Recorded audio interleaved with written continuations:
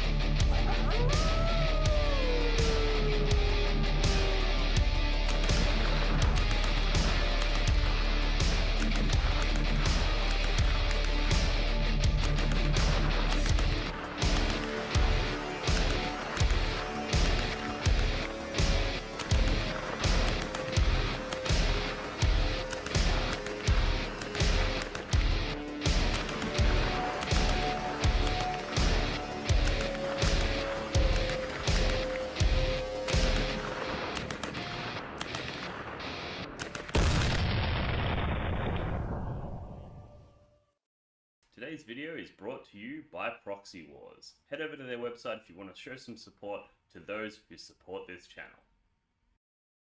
Alrighty, so one of the things that we lost in this balanced data slate, which had a pretty significant impact on a lot of the competitive World Eaters list build concepts that were prevalent in the meta beforehand, was our Demon Prince's aura that used to give a 4-up invulnerable save to all infantry units.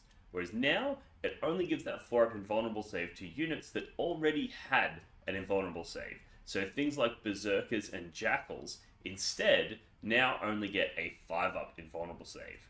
So this has been pretty impactful on a few different ways. One of them is that there used to be an archetype that was a whole ton of Jackals that would all tendril back or sort of string back to one Demon Prince on foot that was providing all of those Jackals with a 4-up invulnerable save.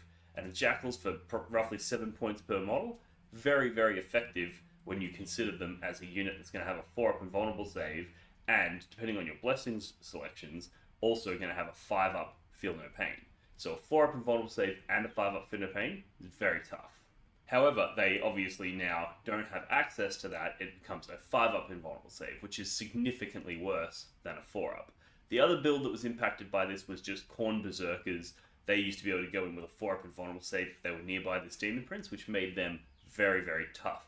And one of the weaknesses to World Eaters in general is that they're actually quite squishy. You don't have a lot of units, and the units that you do have are relatively easy to kill. So this Demon Prince used to be sort of a linchpin in a lot of lists, where you'd take him, you'd often give him the relic that gives him half incoming damage, which makes him very difficult to kill, and then you would use him to make the other units in your army also very difficult to kill. However, this doesn't work with the new balanced data slate. However, there is an interesting little trick that you can use in order to bring back the 4-up invulnerable save on your Khorne Berzerkers or on your Jackals.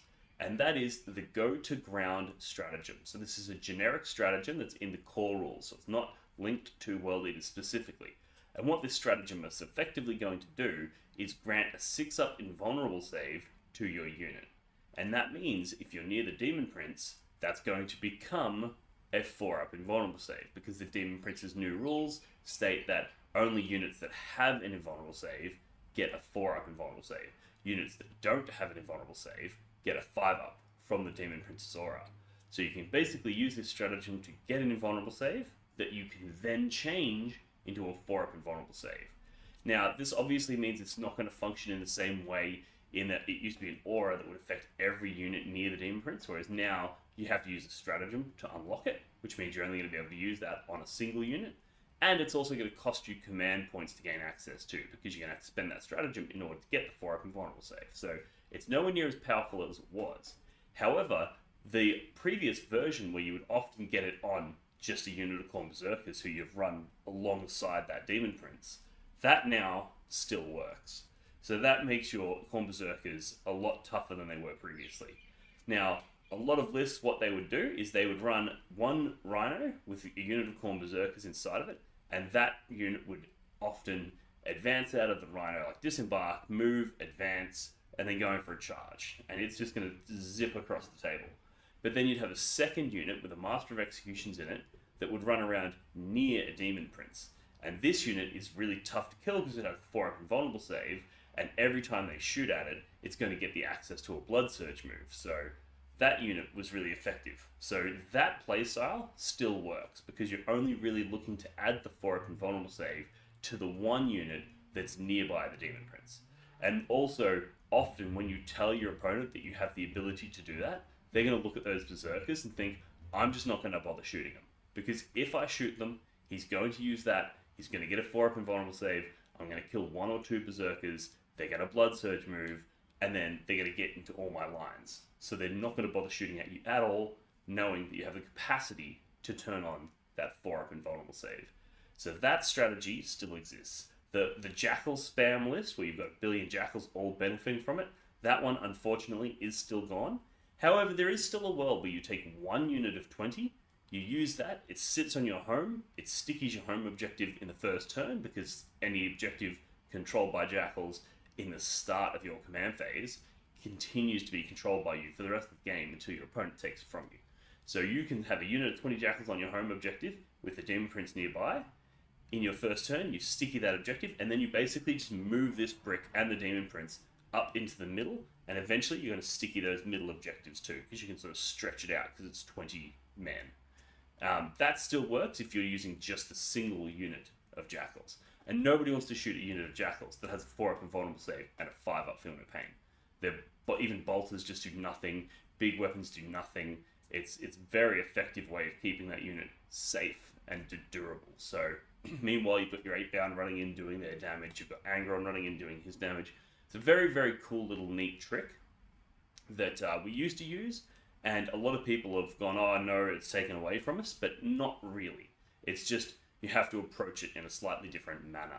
So, nice short video today. I just wanted to share that with you guys because it's something that I've seen popping up online that's very interesting, and I wanted to make sure that you guys were clued in on it and aware of how it works. So, thanks for tuning in. I hope you enjoyed this video. If you did, head over to blogforthebloodgod.com and you can show your support for what I do over there. There's lots of ways you can do that, by getting a t-shirt, by getting some neoprene objective markers. We've got neoprene gaming mats, we've got dice, we've got, all types of merchandise over there that you can buy. Each time you buy one, I get a couple of bucks, and that goes towards helping improve the quality of this content and the frequency in which I am able to produce it for you guys. So that's one way of showing your support. And the other way is joining our Patreon and our Discord. I provide one-on-one coaching and list advice over there, as well as just a ripper little community where we all get together and talk about 40k and have a great time. So if that sounds interesting to you, head over to Patreon, check out the different tiers of subscription, and I look forward to continuing this conversation with you guys in the comments section below. Cheers.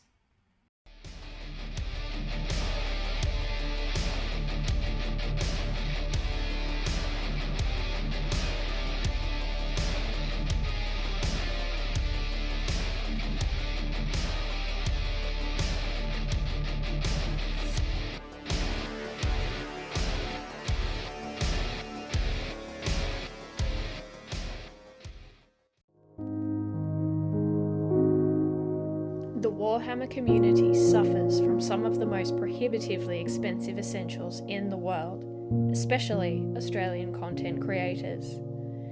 Every single day, Dean wants to create content, but he can't. Suffering from old, worn-out brushes, expensive model kits, and costly software and equipment he can't endure much longer. Just look at this dirty paint water. Would you drink this? Would you let your child? Even a small monthly donation can help provide Dean with clean paint water, basic tools for survival, and access to life-saving information and education. So please, follow the links in the description below and find out how you can sponsor a mad cunt like Dean today and end the suffering. Suffering that is cruel